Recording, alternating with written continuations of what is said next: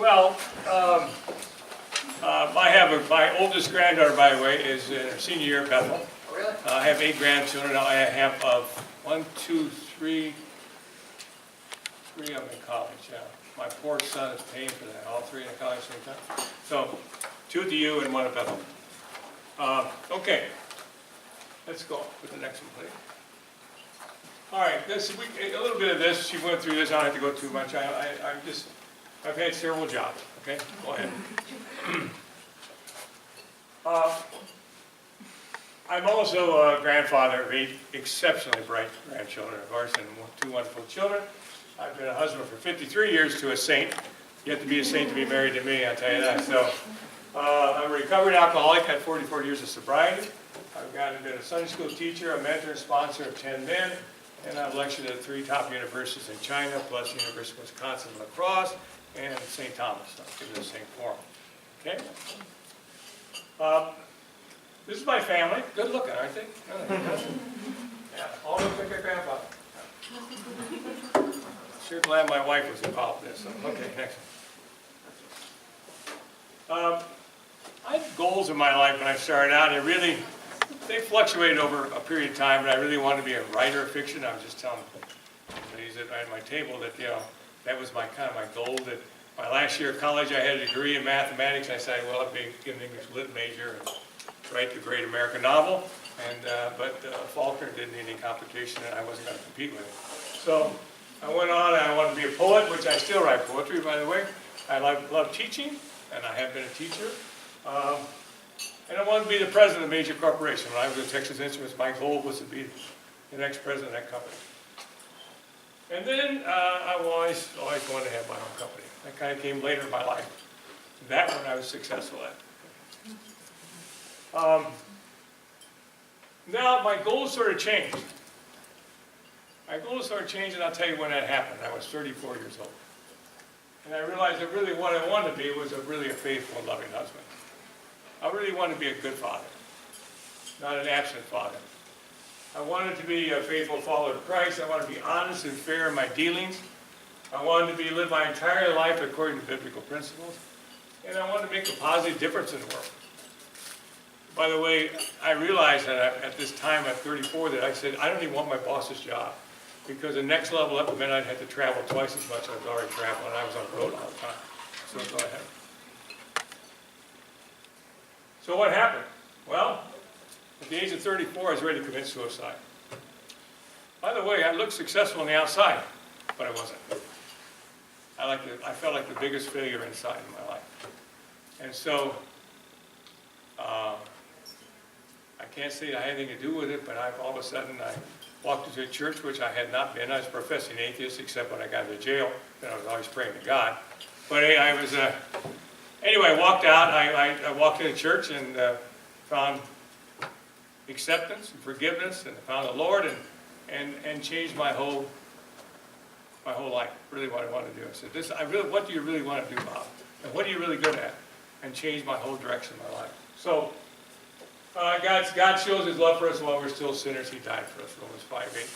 And then, if you read Psalm 51, by the way, that's when David, who had just committed adultery and then committed murder of the husband of the woman that he committed adultery with, and he's writing to God asking for forgiveness. It's a great psalm about forgiveness and repentance. Thank God we have a God of mercy. So, go on.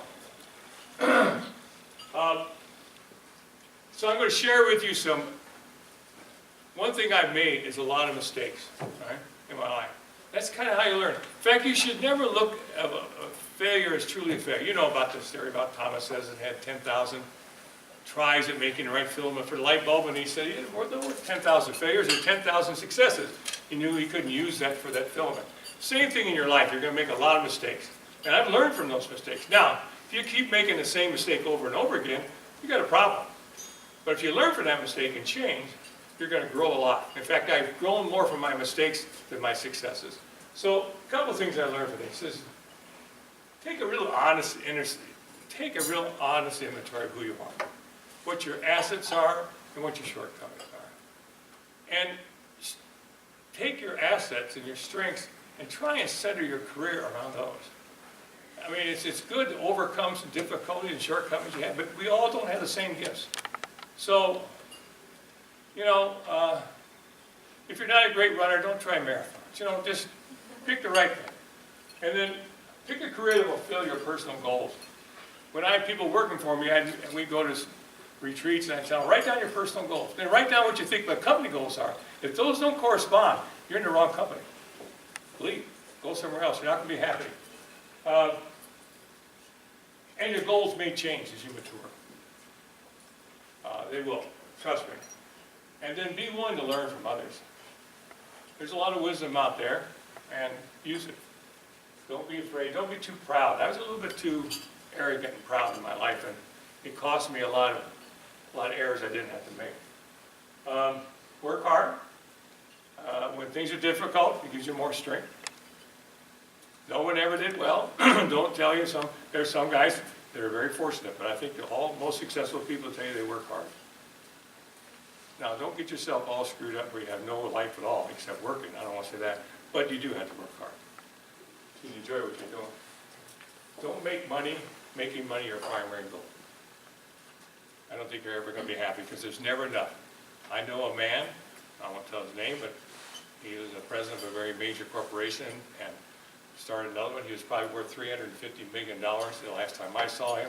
And he was starting another one, and I asked him, why? You can only buy so many cars. So I'm shooting for $1 billion. That's his goal line. He was sniffing white powder up his nose too, by the way, when last time. So, and don't be afraid to fail. By the way, if someone isn't making a couple of major failures, you're like, they're not trying very hard. Now, if you're making a lot of little errors, then you're going to start asking yourself, you're being careless. But when you push yourself, you're going to fail. So don't be afraid to reach out. Don't sit back and stay in a corner. You're not going to be successful doing that at anything. I got this philosophy from a grandmother. Said, do not love something they can't love you back. When you interact with somebody, try to learn something about them. Find out what is, or an organization. Every time I made a sales call or talked to a corporation or work in a negotiation, I always find out something about that person, that company, what they like. It's important. And if you're really interested, and people know when you're truly interested in what they're doing and what kind of business you're in. And by the way, I'm sure you've been told this, if you go out to interview, find out about who you're mentoring. Find out about that company, what they do, and what their goals are before you go into that interview. And don't enter or continue in unhealthy associations. Sometimes you have to walk away from things that are lucrative because they're unhealthy. I'm not telling you to get a divorce, that's not what I'm talking about, but that's one. But basically, I think in marriage, I think you have to stay together.